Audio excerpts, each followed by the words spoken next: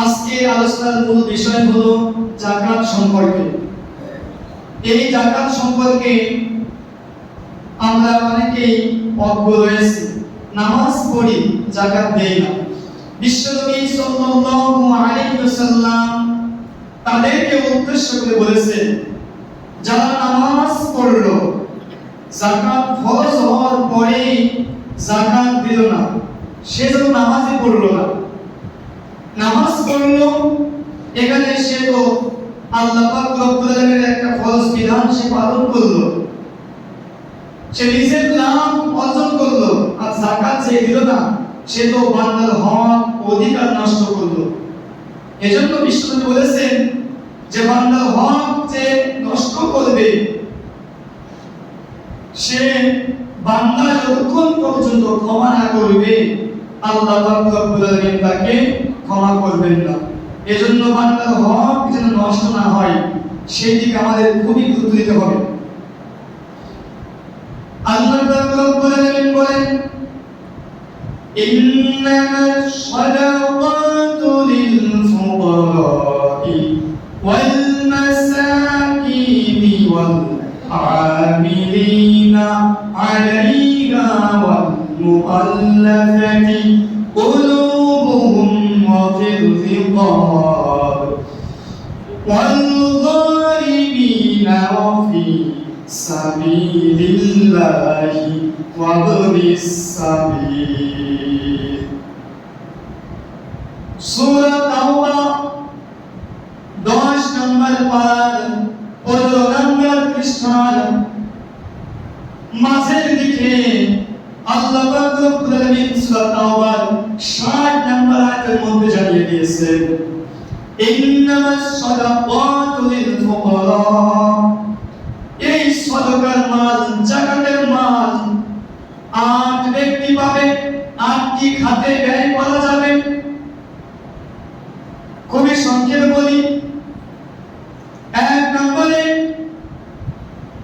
ইন্নামাস সাদাকাতু লিল ফুকারা, যারা ফকির, যাদের কোনো কিছুই নাই, অর্থাৎ যাকাত পাওয়ার যোগ্য, অর্থ করে একেবারে সীমিত।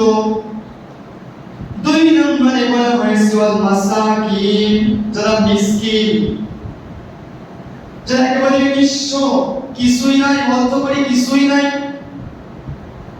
3 নম্বরে ওয়াল আমিলিন, যারা যাকাত অন্বেষণ করে, যাকাত আদায়কারীগণ। যাকাত আদায়কারী হলো কোন ইসলামী রাষ্ট্রে এমন ব্যক্তি যদি থাকে, সে ধনী হোক আর গরিব হোক, যাকাতের অর্থ করে সে আদায় করে রাষ্ট্রে জমা দেয়, এমন ব্যক্তি যদি হয়, তাকে যাকাত দেওয়া যাবে। ওয়াল আমিলিনা আলাইহা ওয়াল মুআল্লাফাতি কুলুবুহুম। 4 নম্বরে ওয়াল মুআল্লাফাতি কুলুবুহুম বলা হয়েছে, আপনার অমুসলিম ইসলামের দিকে আকৃষ্ট করার জন্য তাদেরকে যাকাত দেওয়া যাবে। 5 নম্বরে ওয়াফির রিকাব, দাস মুক্তির জন্য। অর্থাৎ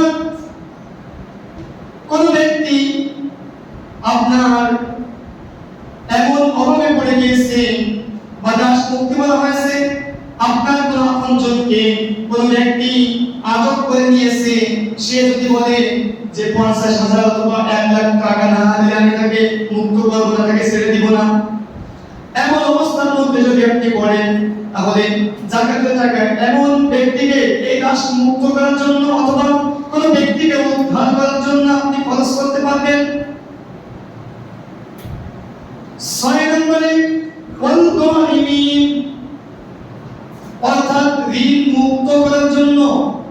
যে ব্যক্তি ঋণগ্রস্ত হয়ে গেছে, সে ধনী হোক বা গরিব হোক, এমন ব্যক্তি সে ঋণের বোঝা মাথায় নিয়ে অনেক চিন্তার মধ্যে, অনেক পেরেশানির মধ্যে পড়ে আছে, এই ঋণ মুক্ত করার জন্য এমন ব্যক্তিকে যাকাতের টাকা দেওয়া যাবে।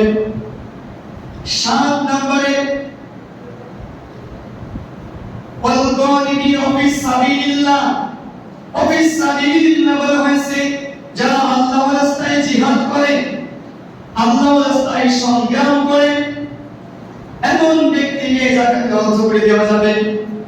8 নম্বরে পরিশ্রমী যারা পথিক সফরে থাকে, সে ধনী হোক বা গরিব হোক, সফর অবস্থায় তার যে অর্থ করেছিল সঙ্গে এগুলো সে হারিয়ে ফেলেছে বা চুরি হয়ে গেছে, এমন ব্যক্তি এই সফরে থাকা অবস্থায় তার কোনো উপায় নাই, এমনকি তার কাছে এমন কোনো ব্যবস্থা নাই, বিকাশ হোক বা নিজের কাছে এমন কোনো কিছু নাই তা বিক্রি করে হলেও সে সফল করতে পারবে বা সফল থেকে বাড়িতে ফিরতে পারবে, এমন ব্যক্তিকে আপনি যাকাতের টাকা দিতে পারবেন।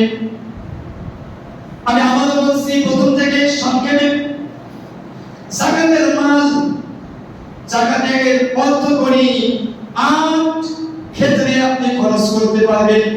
1 নম্বরে ফকির, 2 নম্বরে মিসকিন, 3 নম্বরে যাকাত অন্বেষণকারী, 4 নম্বরে অমুসলিম ইসলামের দিকে আকৃষ্ট করার জন্য, 5 নম্বরে দাস মুক্তির জন্য, 6 নম্বরে ঋণগ্রস্ত ব্যক্তির জন্য, 7 নম্বরে জিহাদকারী ব্যক্তির জন্য, আল্লাহর পথে জিহাদ করে যারা, 8 নম্বরে যারা সফল অবস্থায় আছে।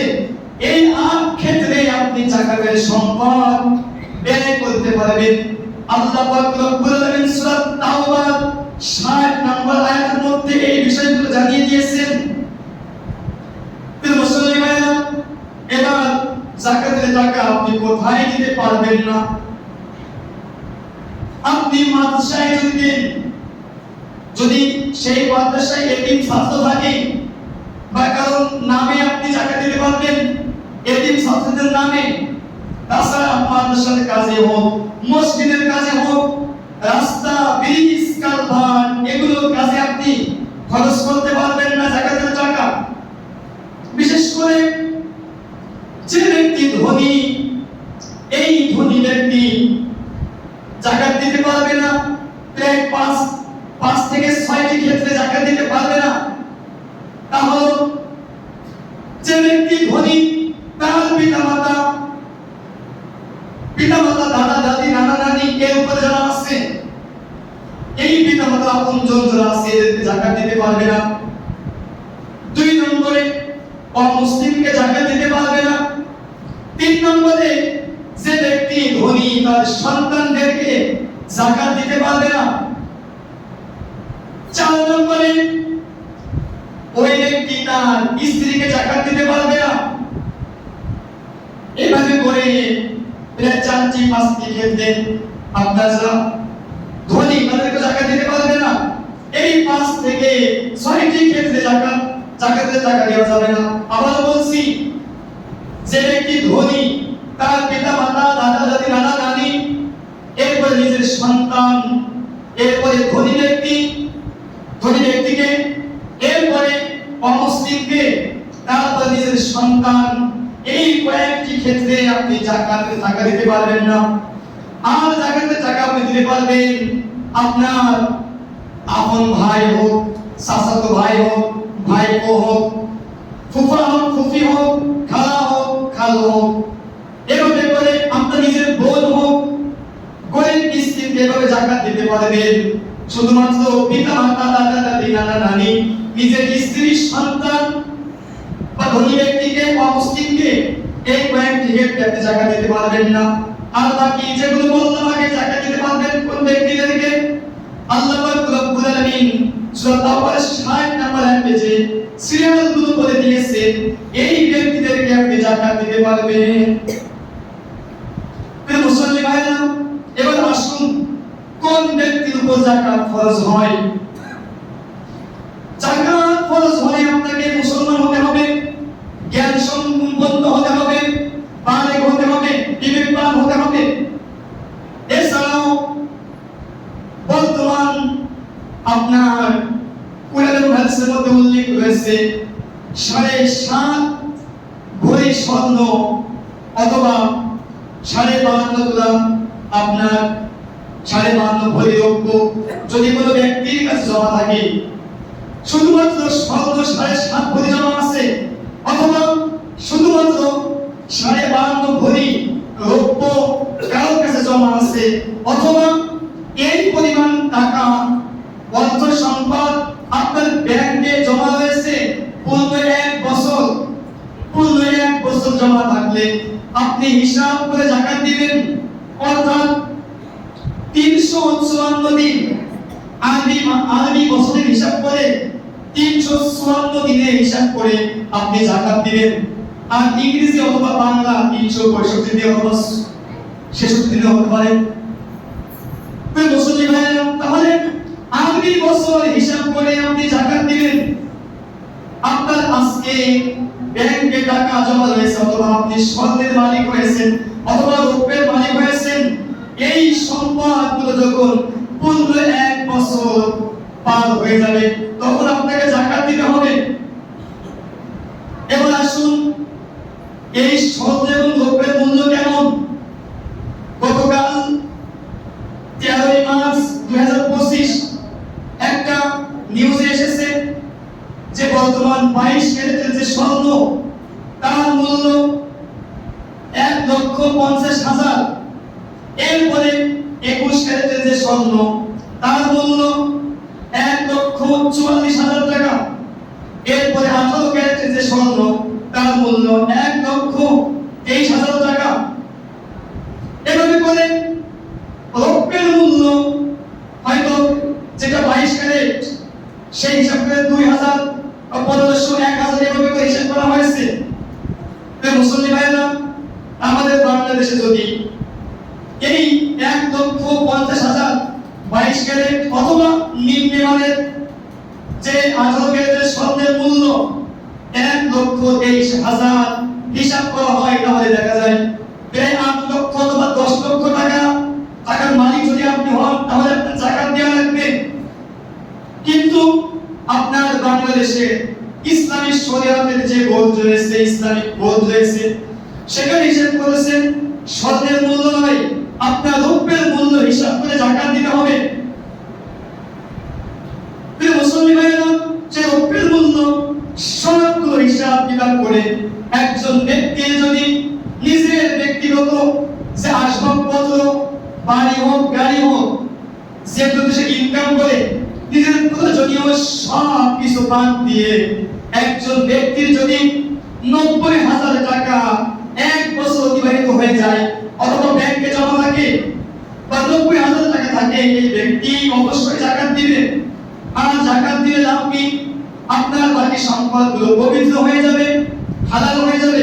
আর যদি যাকাত আপনি না দেন, গরিব অসহায়দের হক অধিকার আপনি নষ্ট করলেন, এজন্য আপনার ইবাদত আল্লাহ পাক রব্বুল আলামিনের দরবারে কবুল হবে না।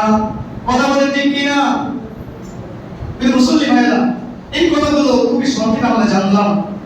তাহলে আসুন, যেই আপনার কাছে শুধু স্বর্ণ থাক অথবা শুধু রৌপ্য থাক, এইগুলোর হিসাব করে যদি আপনার কাছে 90,000 টাকার বেশি জমা থাকে তাহলে আপনাকে যাকাত দিতে হবে। আর যদি আপনি এই স্বর্ণ থাকে আপনার কাছে 7.5 ভরি বা এরকম থাকে 5 ভরি 6 ভরি থাকে, আপনি যদি যাকাত না দেন তাহলে গুনাহগার হবেন না। তবে এই স্বর্ণ রৌপ্য জমা থাকা বাদে যদি আপনার কাছে টাকা পয়সা, নগদ টাকা আপনার ব্যাংকে জমা থাকে, যদি আপনি 90,000 টাকা বেশি জমা থাকে বা এরকম দরকার নিয়ে বেশি জমা থাকে ব্যাংকে অথবা 1 বছর অতিবাহিত হয়ে যায়, যদি আপনি যাকাত না দেন তাহলে আপনার সম্পদগুলো 100% হালাল হবে না। এজন্য আপনি যাকাত দিয়ে দিবেন। যাকাত দিলে আপনার গুনাহ মাফ হবে। এরপরে বিপদ আপদ বাধা মুসিবত আপনার থেকে আল্লাহ পাক রব্বুল আলামিন হেফাজত করবেন। আল্লাহ পাক রব্বুল আলামিন আমাদের সকলকে এই যাকাতের অর্থ পরিগুলো সঠিকভাবে যেন বন্টন করার তৌফিক দান করেন। সকলে বলুন আমিন। বিশেষ করে আরেকটা বিষয় হলো ফিতরা। ফিতরার একটা হিসাব রয়েছে। আপনার যে আটা 1 কেজি 620 গ্রামের যে মূল্য বর্তমান বাজারে 98 টাকা পড়ে বা 100 টাকা আপনি ফিতরা দিয়ে দিবেন। আপনার ফ্যামিলিতে যে কয়জন লোক আছে সেই হিসাব করে আপনি 100 টাকা করে আপনি ফিতরা গরিব মিসকিনকে, অথবা যদি কোনো মাদ্রাসা থেকে আপনার কাছে আছে যে এতিম অসহায় থাকে, কোনো মাদ্রাসায় এতিম অসহায় পড়ালেখা করে, সেই ক্ষেত্রেও আপনি মাদ্রাসায় দিতে পারবেন। বিশেষ করে আপনাদের এই যে পাশে যে কানবিরা মাদ্রাসা রয়েছে, সেখান থেকে আমার কাছে গতকালকে বলছিল যদি আসে আপনি সেখানে দিতে পারেন, সেখানেও সব বেশিও দাবি মনে করেন, যেহেতু সেখানে আপনার কুরআন এবং হাদিসের দরাজ হচ্ছে, কুরআন এবং হাদিস পড়তেছে তারা, এই জন্য সেখানে দান করলে সব আপনি বেশি পাবেন। এছাড়াও আপনি এই ফিতরার টাকাগুলো এক ব্যক্তিও দিতে পারেন বা বিভিন্ন ব্যক্তিকে দিতে পারেন, ওই অসহায় দেখে। আর ঢাকা শহরে আপনার ফিতরার টাকা 110 টাকা হিসাব করা হয়েছে। চাও সারা বাংলাদেশে 100 টাকা বা 5-10 টাকা বেশি কম বেশি হতে পারে, আপনি হিসাব করে 100 টাকা করে আপনি ফিতরার টাকা যদি আপনি দিয়ে দেন, আপনার ফিতরা আদায় হয়ে যাবে। আর